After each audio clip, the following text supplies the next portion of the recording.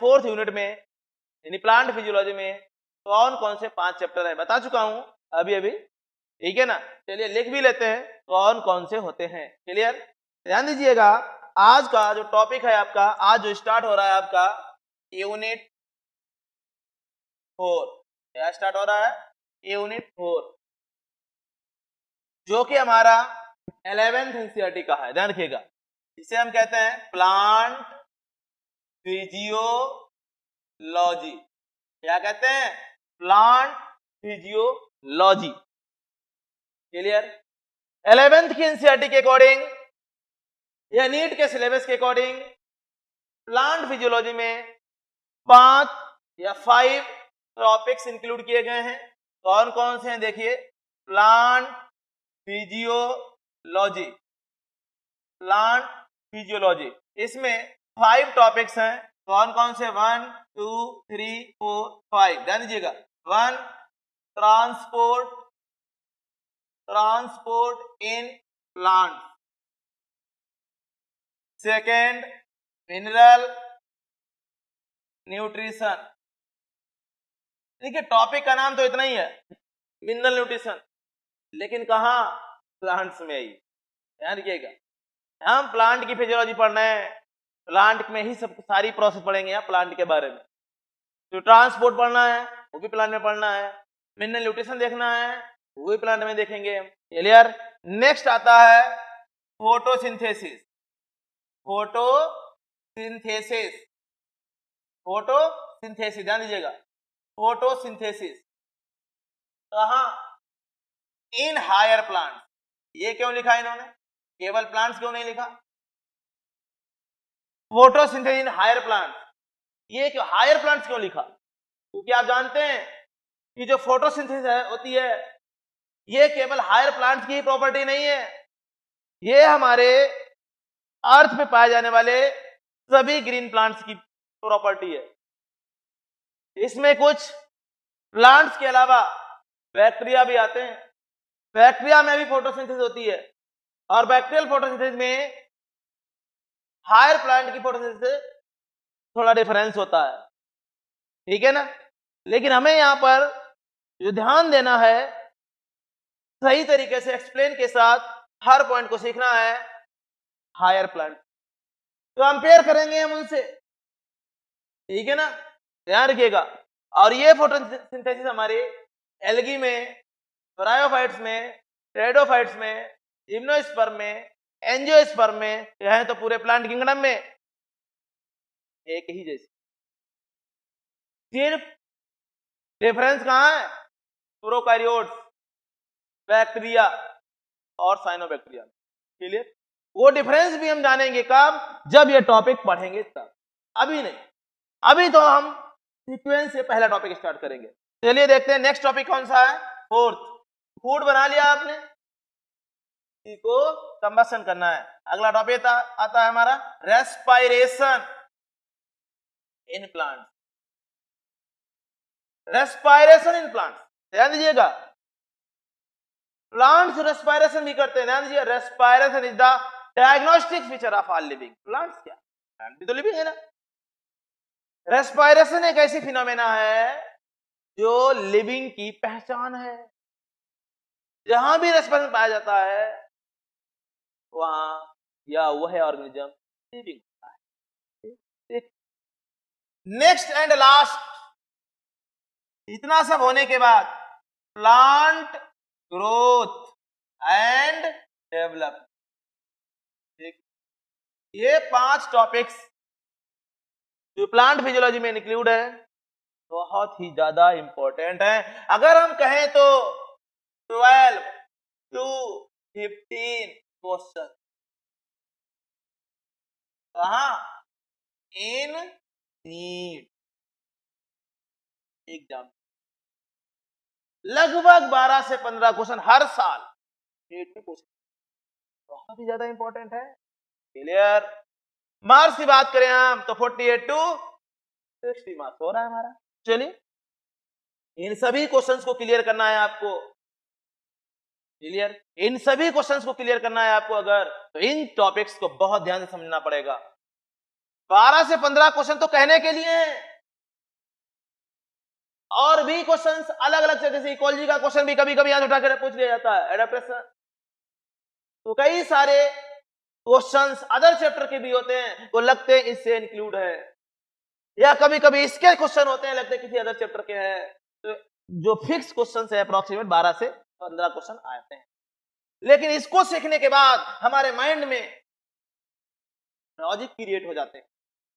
कुछ ऐसे क्वेश्चंस होते हैं जिन्हें हमने कभी सीखा नहीं होता है, लेकिन लॉजिक कॉन्सेप्ट हमारे माइंड में होता है, और वो क्वेश्चन उसी कॉन्सेप्ट से, उसी लॉजिक से। इन सब चीजों को सीखने के लिए हमें इनको देखना, इस चैप्टर से या इस यूनिट से जो क्वेश्चंस आते हैं वो रटे हुए बहुत कम आते, अधिक से अधिक क्वेश्चन जो होते हैं वो लॉजिक बेस होते हैं, एनालिटिकल होते हैं। आपके थॉट्स को एग्जामिनर जानना चाहता है कि आप उसके बारे में कितना और कहां तक सोच सकते हैं। ऐसे क्वेश्चंस यहां से पूछता है, इसलिए उन सभी लॉजिक्स को, उन सभी एक्सपेरिमेंट के साथ ध्यान कीजिएगा, इसमें एक्सपेरिमेंट भी पूछे जाते हैं। उन सभी एक्सपेरिमेंट को एग्जाम्पल के साथ ले लेकर के हम यहां जानेंगे। क्लियर? तो चलिए, तो यूनिट हमारी 4 है प्लांट फिजियोलॉजी। समझ में आ रहा ना? अब देखिए यहां पर सबसे पहले इस यूनिट को जानने से पहले हम यही जान लेते हैं कि प्लांट फिजियोलॉजी है क्या, क्यों या किसे कहा जाता है प्लांट फिजियोलॉजी। पहले तो यही पता होना चाहिए ना, प्लांट फिजियोलॉजी है क्या। यही नहीं पता है आपको, ये चैप्टर प्लांट फिजियोलॉजी में आते हैं, क्यों आते हैं, क्या कारण है, इन सब चीजों को जानना पड़ेगा ना। प्लांट फिजियोलॉजी है, ध्यान दीजिएगा। इससे पहले आपने कौन कौन से टॉपिक्स पढ़े? सेल पढ़ा है, पढ़ा है, एनाटॉमी ऑफ प्लांट्स पढ़ा है ना।